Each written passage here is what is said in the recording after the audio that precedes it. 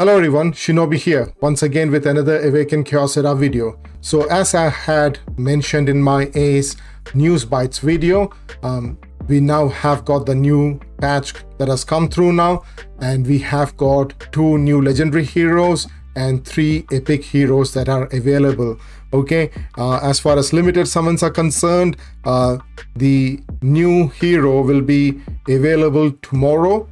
The new legendary hero, the fire legendary hero, will be available from tomorrow. So I'm at 3% in pity, so I should be able to get at least 1 legendary. I hope it's not a Gangelo. I hope it is the new hero or some other light dark hero, and not Gangelo. I already have him. I have built him up, right? So we will talk about the new heroes. I'm not going to talk about the patches because I've already mentioned those in my previous video, and it's just a very tiny small patch with the option of recalling Ashlyn if you are not satisfied with the changes that has been done to her trait.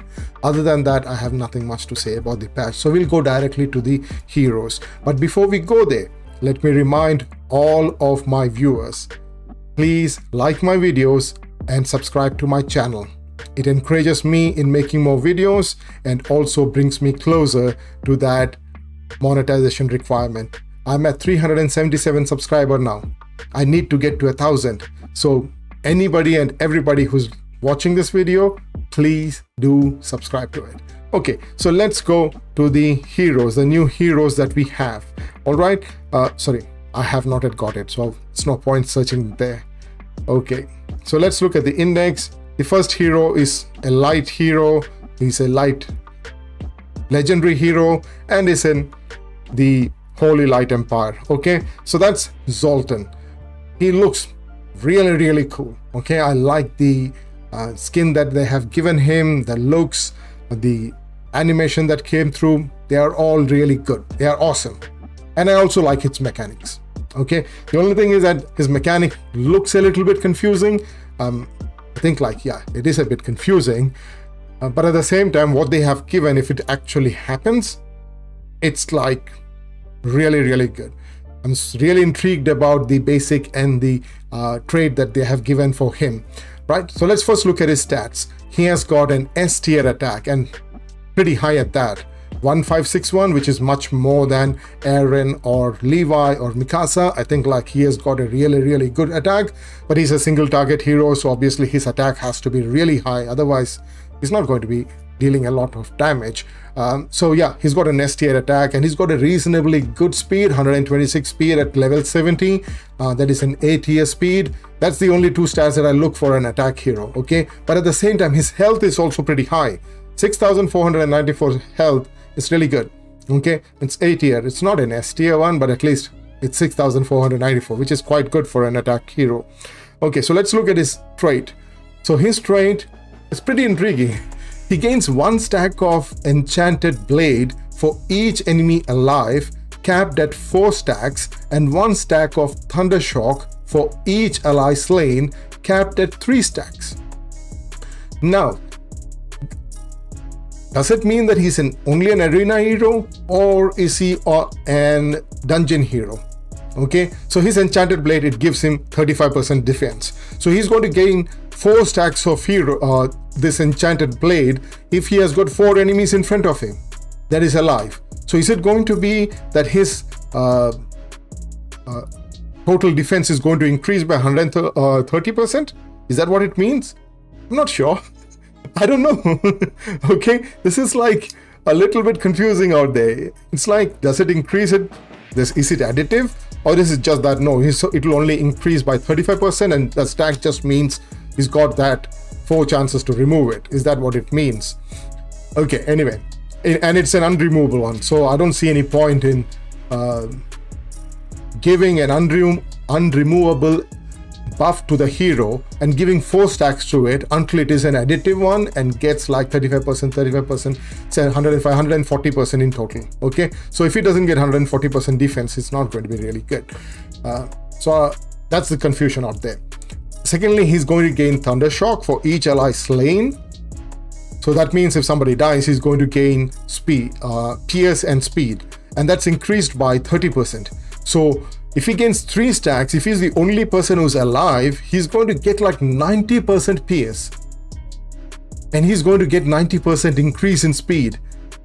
That's really incredible. So it's like, if you're the last person alive and you have one enemy standing over there, PS is going to equal to ignoring defense, so he'll just ignore 90% of defense. He's going to deal full damage on the single target that is there and finish off. So his trade is pretty interesting.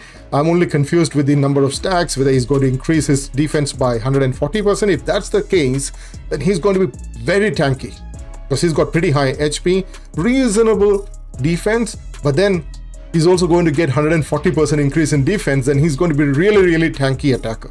Okay, so he's going to be kind of like bruiser. Okay, let's look at his basic over here. So his basic, it deals 130% damage to one enemy and gains shield for 2 turns. Shield strength scales with the number of enchanted blade stacks. So this is what again confuses me. So if suppose he is able to, or we are able to kill off one enemy, then will the stack reduce? Will the enchanted blade stack reduce? If that reduces and gets to 3, that means his defense is going to get lower.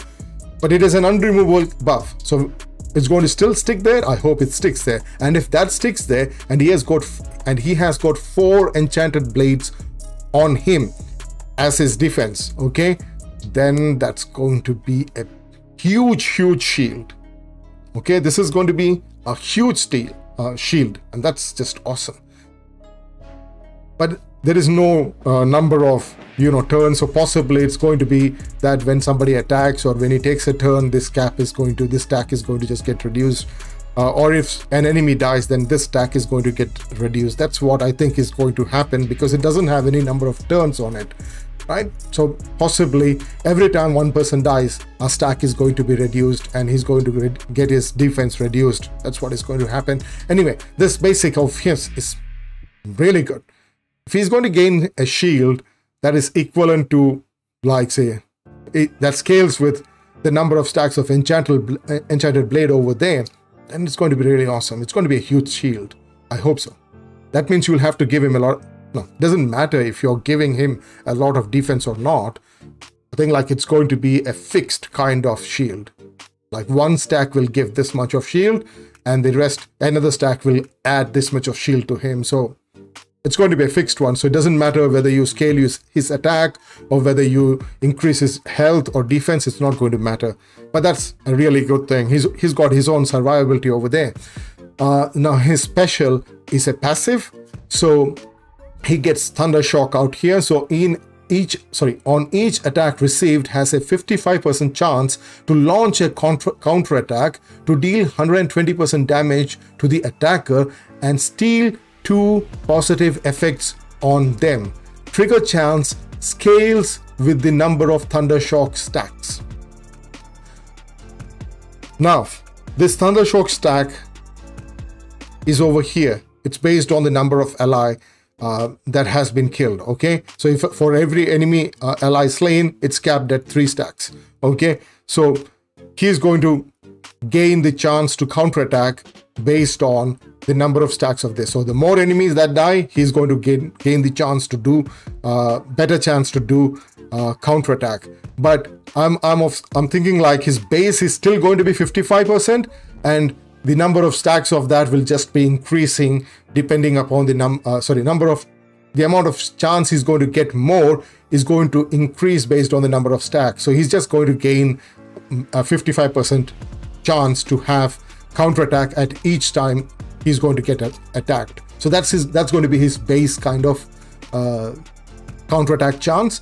So I think like he is one of those heroes that can be really good with a divine set. I'm not sure, because divine set has got like 35% chance to counterattack, which is actually less than the chance to proc a cursed. I think it is 33%, right? We'll look at it later on. Okay, so he's got the divine set has got a little bit less chance to proc a counterattack than a curse set has got a chance to proc a bonus attack, and that's why divine set is not so good, as good as a curse set. But then he'll be quite good, because now we'll have two kind of mechanics over there running together. One would be his own passive, which gives him 55% chance to do a counterattack, plus the number of stacks that he has, that will also add to the trigger chance for the counterattack. And then you have a divine set that will also proc a counterattack, so has got a separate chance to proc a counterattack. So if one doesn't work, the other should probably work, right? I think so. Maybe we can test him out if we are getting it, but he's a light hero. It's not going to be easy to get him. Anyway, so he has got a passive of counterattacking, which is a minimum of 55% chance, and that's like really cool. Really cool. Okay, now his ultimate deals 150% damage to one enemy and 80% splash damage to all enemies. Also gains attack up and control immunity for 2 turns if there are 4 or more stacks of Enchanted Blade and Thunder Shock combined. Okay, so he's going to deal 150% damage. But if he has got 4 or more stacks of Enchanted Blade and Thunder Shock, he also gains attack up 2 and control immunity for 2 turns. So is that before he attacks or after he attacks? Because he already has got 4 stacks of Enchanted Blade and Thunder Shock. Okay, so Thunder Shock requires 2 of your ally to die. Okay, Enchanted Blade is fine. You get it at the start of the battle. Okay, but Enchanted Blade, Thunder Shock means your ally has to die. So if he has got 2 blade, but then you start with 4 stacks of Enchanted Blade, right? If you've got 4 enemies in front of you, you will be automatically having 4 stacks of Enchanted Blade. So that would mean that you will gain this attack up and control immunity. So will that attack up and control immunity come before you do the ultimate, or is it going to come after you do the ultimate? If it comes before the ultimate, then this is going to be an awesome ultimate. Okay, he's going to deal only to one enemy, but also he's going to do splash damage of 80% splash damage. That's a huge splash damage. It's not a small one. 80% is very high. Okay, so it's basically like a AoE hit with a 150% damage to a single enemy with an attack up 2 with 50% increased attack, and also has got a control immunity which lasts for 2 turns. If that is what is going to happen, it's really awesome. And if he has got 7 stacks, that can only happen if he went in and he did not go first, our team did not go first, and the enemy completely smashed us, and he's the only survivor there. Then he'll be getting like 7 stacks. Okay, if he has got 7 stacks, he gains attack up 2, okay, control immunity and 2 stacks of ability immunity for 2 turns, and elemental advantage for this attack. He's a light hero. What are you talking about? So does he convert to an opposite enemy and affinity at that time? Possibly. Maybe he's going to get something like that. Maybe he's going to become an automatically the stronger affinity, and the rest will become a weaker affinity. The game is treating him like that. Possibly that's what is happening. Maybe. That last line is a bit confusing, but the rest of the things are like he's the only hero alive. Okay, so this ultimate is going to only happen if he's the only guy alive.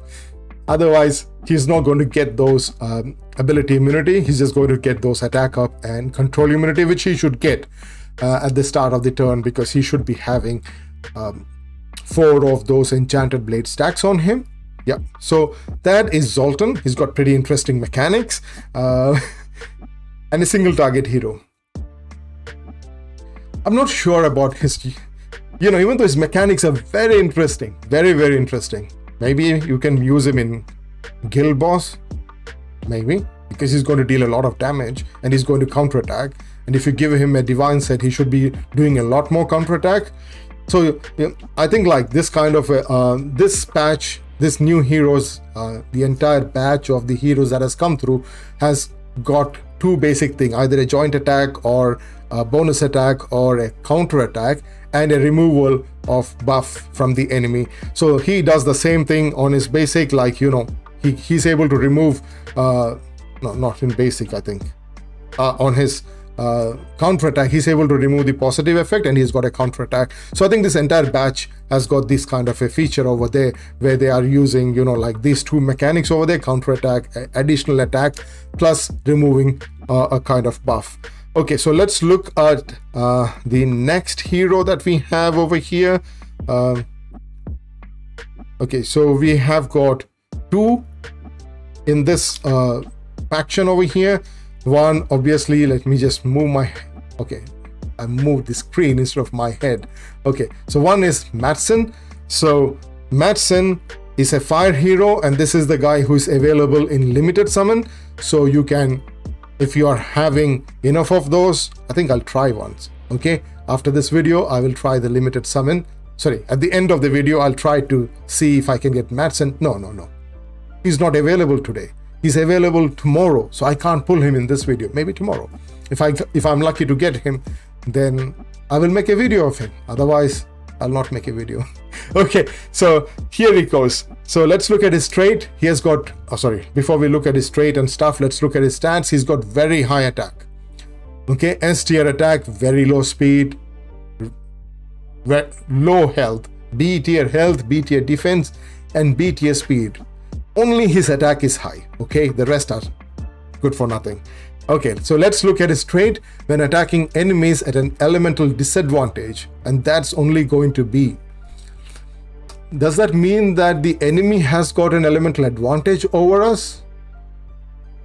Or does it mean that they are weaker than us? If they are weaker than us, then he's going to be really good in Tulpa. Okay, if they're at an elemental disadvantage, means he's going to be excellent in Tulpa. And if the enemy is at an elemental disadvantage, means he is at an elemental disadvantage. If that is what it means, then he has to be used in Queen of Tides. And I don't think he's going to be used in Queen of Tides, okay? Because his abilities deal a lot of negative effects, and that's not going to be good for Queen of Tides. Okay, so when attacking enemies at an elemental disadvantage, so I believe it's possibly Tulpa, okay? He's at the advantage. He increases all negative effects duration on them by 1 turn with a 2-turn cooldown. That's going to be absolutely awesome. Okay, that's no other word that I can say. It's awesome. But if he's ascended, when attacking enemies with negative effects, launches a bonus attack with the basic ability. Okay, so you have to ascend him to get that basic ability kind of thing. Okay, so I don't think that's going to be anytime soon. Even if I get him, it's not going to be soon. Okay, but he's easier to ascend because he's a fire affinity one. Okay, so his basic, it deals 165% damage to an enemy and applies increased damage taken for 2 turns. Again, a really good ability, increased damage taken. We don't have a lot of heroes who deal that kind of a debuff, but again, it's only to have 1 hero and not an AoE kind of thing. So if enemy is affected by increased damage taken, applies 2 random stats down for 2 turns. Again, so if he's ascended, he's going to counterattack. So obviously this is going to happen. You already have an increased damage taken on him, and because he's taking that bonus attack, the bonus turn, he's going to like deal more of the random stats down. Now his special, he deals 195% damage to an enemy and applies resistance down 2 and ignite for 2 turns. Ignite still has not got that potential of poison. I wish it had that kind of a potential, but he's anyhow going to deal these 2 things, and he deals 195% damage to an enemy. Okay, so his special is nothing special. Okay, just a resistance down. With regards to his ultimate, it deals 220% damage to an enemy and applies vampiric touch and ignite for 2 turns. Okay, now Vampiric Touch is an awesome ability that is possibly unique to him. He attacks against this unit, heals the attacker for 50% of damage dealt. So that means as long as someone has got this Vampiric Touch on them, anyone who attacks that particular enemy, that specific enemy, is going to heal himself up. It's an awesome ability. I like that. I wish there are more people with more heroes with that kind of a debuff on them, ability on them. And I wish it was not on an attack hero. It should have been on a healing hero, possibly on Florence or someone else, if they had got, or maybe a healer like Rodira, if they had got this kind of an ability, they would have been like an awesome healer. You can always keep your team topped up. Possibly good against guild boss, I think. think, yeah, you can do really good against guild boss, because now you're Jacob and other heroes can heal themselves up. They don't have to worry about another healer, and you can avoid. No. Can you avoid getting the stun? No, I don't think you'll be avoiding getting the stun, but at least if you're getting another turn to go through, you are like healed up yourself. Okay, so he also summons the ally with the lowest health to launch a joint attack with the basic ability. So that means the person with the lowest health is going to heal themselves up.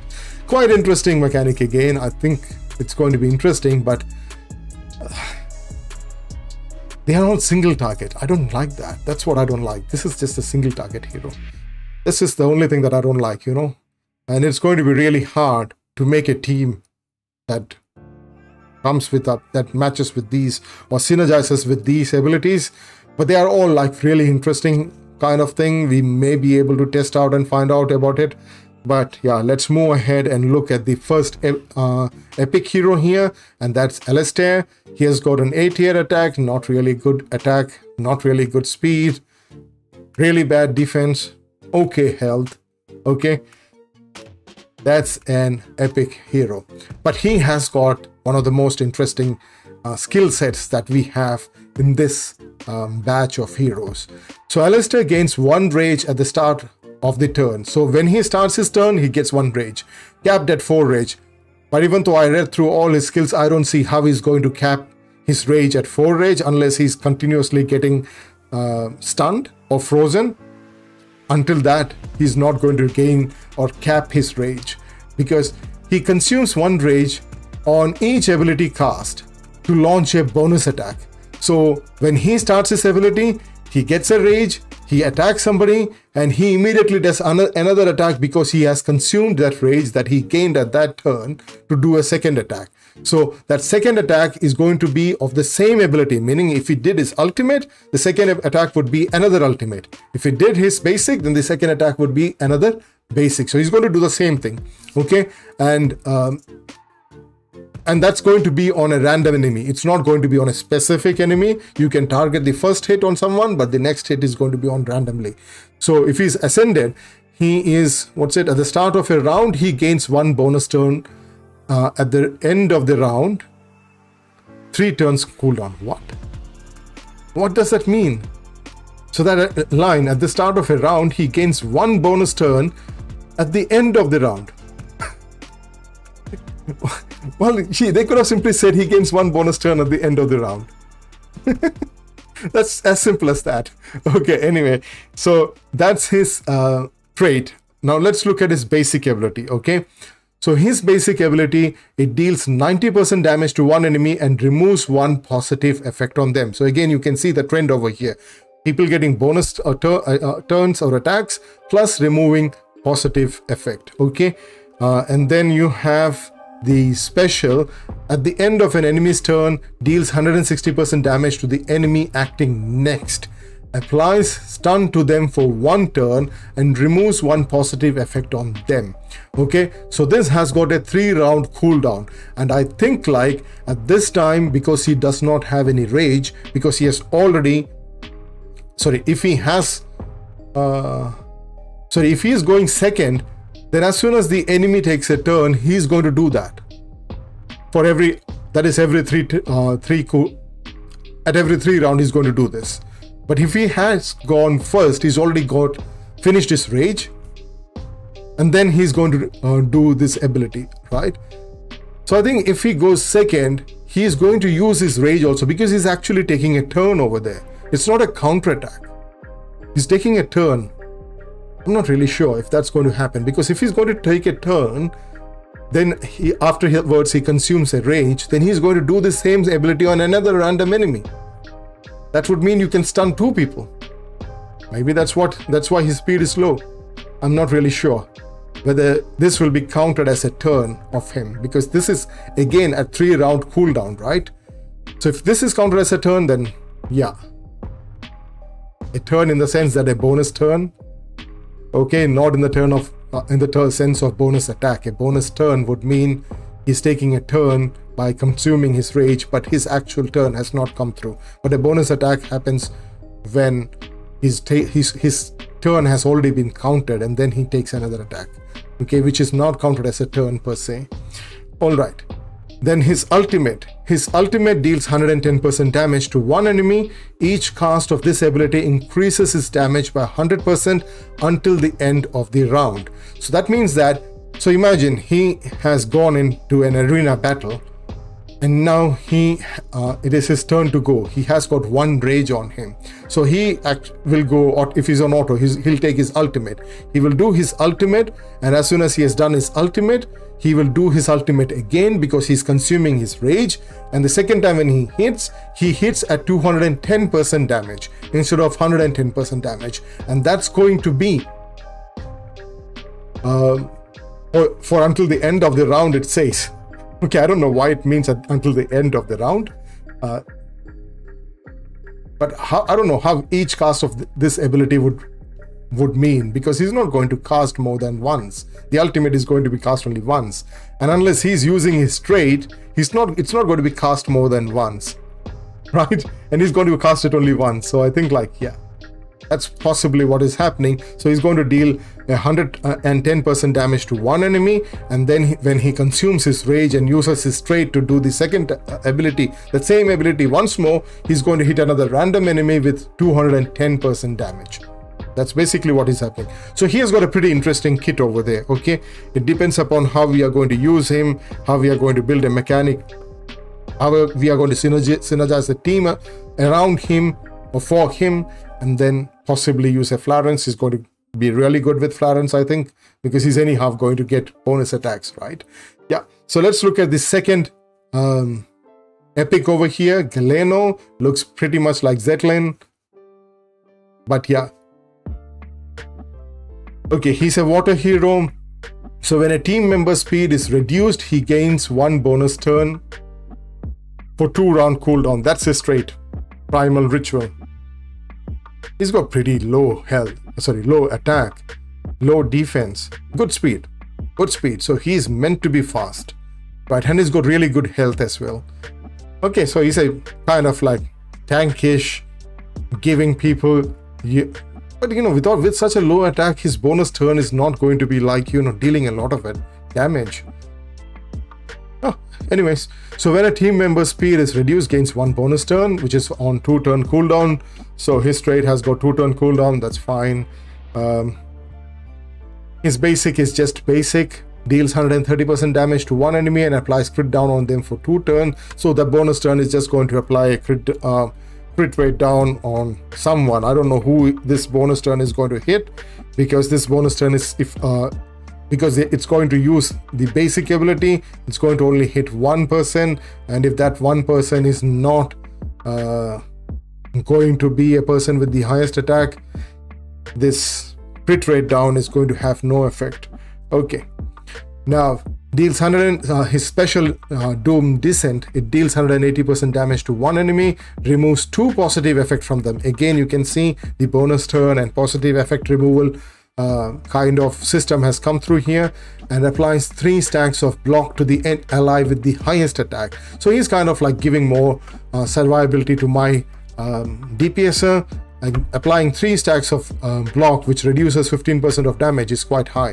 Okay, then his ultimate, it deals 150% damage to all enemies. This ultimate is awesome. Okay, we have got one more of hero who can do some kind of crowd control, even though the Void Tower rune mark is going to change in February. You have another kind of like something like Luna Melissa kind of thing coming through here. Okay, so deals 150% damage to all enemies and applies silence to the primary target for 2 turns and silence to the rest for 1 turn. It is just like taunt. Okay, it's just like taunt, but the benefit of silence is that the enemy is anyhow going to use their basic ability, but they're going to hit either their person with the elemental disadvantage or someone else, depending upon what kind of enemy who you have, but it's not going to hit only him, so he is not going to die that easily. At the same time, he's going to place silence for 2 turns on the primary target, and also applies attack down 2 to the enemy with the highest attack for 2 turns. Okay, a really good ultimate, I'll say. Even though it's not going to deal a lot of damage, so you're not going to give him a lot of attack, you're just going to give him a lot of focus, I'll say, because his special, not his special, his basic and his ultimate are basically used to crowd control, okay, and to reduce the damage the other enemy can deal. So the final hero is a copy of Roger, is the epic version of Roger, our dear Tucker. Okay, so he has got an attack that is very low, not pretty low, very low. Okay, he's not meant, so Roger was not meant to do a lot of damage per se. He was there to tank stuff. Okay, so he has got a very high health, really good defense, very low speed, which is understandable, and very low crit rate. Okay, let's look at his trait. So at the start of the round, gains random stat up for 2 turns with a 2-round cooldown. So basically he is going to get 1 random stats up permanently. Okay, but since it's a random stat up, we don't know what kind of stat he's going to get. I would have preferred that to be, say, an max HP increase or a defense up 1 instead of a random stat, but still he's going to have 1 permanent random stat up on him. At the start, if he's ascended, he's also going to remove 1 negative effect at the start of the round and gains random stats up for 2 turns. That is going to happen, sorry, the random stats up is going to happen permanently. He's going to have it on him permanently because it's a 2-round cooldown, but the negative effect is going to be removed only every 2 turns. Okay, so let's look at his basic. His basic deals 130% damage to 1 enemy and recovers 5% of max health. So he has got his own inbuilt survivability, which is great. And then his special, Counting Thrust, deals 180% damage to 1 enemy and applies taunt on them for 1 turn. But this is on 2 turns cooldown. Even though it's on 2 turns cooldown, he's only going to apply it on 1 enemy. He was applying it on every enemy, which would have been an increase, a better version of Roger. I think like it would have been much better. Okay, if you're anyhow going to give him 2-turn cooldown, and this taunt is only going to be for 1 turn, I think like it should have been to at least 2 enemies. If not on all enemy, this should have been on 2 enemy. But yeah, so every 2 rounds he's going to deal 1 taunt. And then his ultimate, it is quite cool. He deals a lot of damage over here. He deals 220% damage to 1 enemy, but because he's got such a low health and because in Ace the damage is scaled by attack and not by other stats, his 220% damage is not going to be really high. Okay, so anyways, so he's going to deal 220% damage to 1 enemy and gains damage reflection for 3 turns. Now that's what is going to make a difference. So you have to give him really high HP over here because damage reflection scales with this unit's max health. Okay, so every time somebody attacks him, he's going to automatically deal damage. So those are the 3 elites and 2 Legos that we got. What do you think about them? I know it's a difference in mechanic. The mechanics are mostly removing buffs or, you know, like getting a bonus turn, a little bit of CC kind of stuff. But yeah, they are new heroes, and I think like if we are able to get them, we will be able to make. It will take some time. I think I'll have to do a lot of tests if I get any of one of them to get a synergistic kind of team for these people. But I think we can certainly do they certainly look like they have a lot of potential over there. Especially I did like Zoltar over there, and I did like the other, not Roger. What was the other hero? Is it Titan Iceland? I think like Galeno and Zoltar are, I think, like the better heroes in this batch. Let me know what you think about it. Let me know if you feel the same way, or do you think that, you know, these heroes cannot be used anywhere. But in any case, the hero pools are getting diluted. At the same time, we are also getting some new mechanics out there. I think like those are going to be very crucial in dealing with dungeons and possibly in Void Tower and other areas. And also you're going to face a lot of difficulty when it comes to arena. Okay, so gaining these heroes can be a positive. At the same time, it can be a lot of difficulty in managing the synergy between the team comp. So let me know what you think about it. And of course, don't forget to like my videos and subscribe to my channel. So until next time, peace, love and blessings to all of you. See you. Bye.